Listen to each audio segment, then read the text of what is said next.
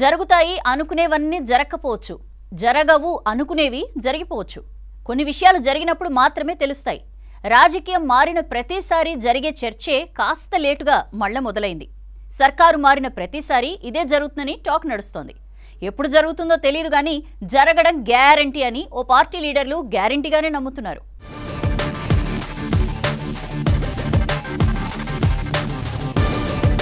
కొత్త సర్కారు వచ్చాక జరుగుతున్న పరిణామాలు లోక్సభ ఎన్నికల పొలిటికల్ సీన్ ని మార్చేలా ఉన్నాయట.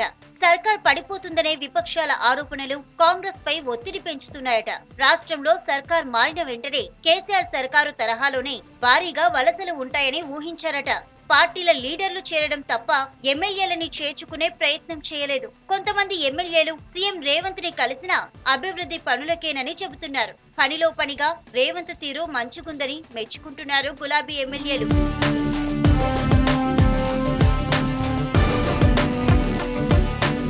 కేసీఆర్ చేసిన తప్పు చేయకూడదని సీఎం రేవంత్ భావిస్తున్నారట. విపక్ష ఎమ్మెల్యేలు సీఎం ను కలవడం మంచి సంప్రదాయమని, అంతేగాని ఇప్పటికిప్పుడు చేర్చుకునే ఉద్దేశం లేదట. కొన్నాళ్లుగా జరుగుతున్న పరిణామాలతో కాంగ్రెస్ ప్లాన్ మార్చుకోవచ్చన్న చర్చ జరుగుతోంది. బీజేపీ దూకుడు, బీఆర్ఎస్ తీరు కారణంగా చెబుతున్నారట. సాఫ్ట్ గా వెళ్దామంటే బీజేపీ, బీఆర్ఎస్ పరోక్షంగా చేతులు కలిపే ఛాన్స్ ఉందని రేవంత్ కు సమాచారం అందిందట. దీంతో ప్లాన్ మార్చే ఆలోచనకు వచ్చారంట ముఖ్యమంత్రి రేవంత్ రెడ్డి.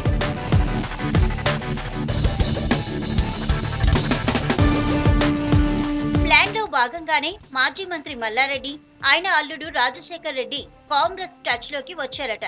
పవర్ ఉన్నప్పుడు ఇష్టారాజ్యంగా వ్యవహరించిన మల్లారెడ్డి పవర్ పోగానే ఫ్రీజ్ అయిపోయారట. కాంప్రమైజ్ కోసం కాంగ్రెస్ నేతలతో మంతనాలు చేస్తున్నారట. దుందిగల్ చెరువులో రాజశేఖర్ రెడ్డి కాలేజీ ఆక్రమణల కూల్చివేత జరుగుతున్న టైంలోనే ప్రభుత్వ సలహాదారు వేం నరేందర్ రెడ్డితో మల్లారెడ్డి మీటింగ్ ఇంట్రెస్టింగ్ గా మారింది. పనిలో పనిగా మల్లారెడ్డి కొడుక్కి మల్కాజ్గిరి ఎంపీ టికెట్ అడిగినట్లు ప్రచారం జరుగుతోంది.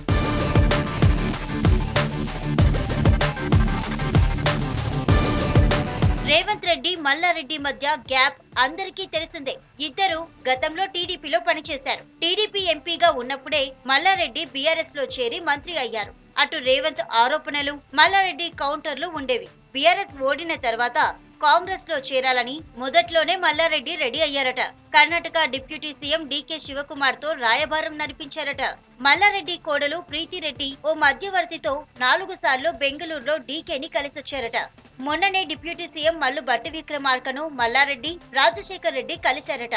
ఆయన కూడా పీసీసీ చీఫ్ సీఎం రేవంత్ నే కలవాలని చెప్పారట. ఈ టైంలో రేవంత్ సన్నిహితుడు వేం నరేందర్ రెడ్డితో మల్లారెడ్డి మీటింగ్ ఇంట్రెస్టింగ్ గా మారింది. నేరుగా రేవంత్ ని కలవడానికి ఇబ్బంది పడడంతోనే వేంతో మల్లారెడ్డి భేటీ జరిగిందట.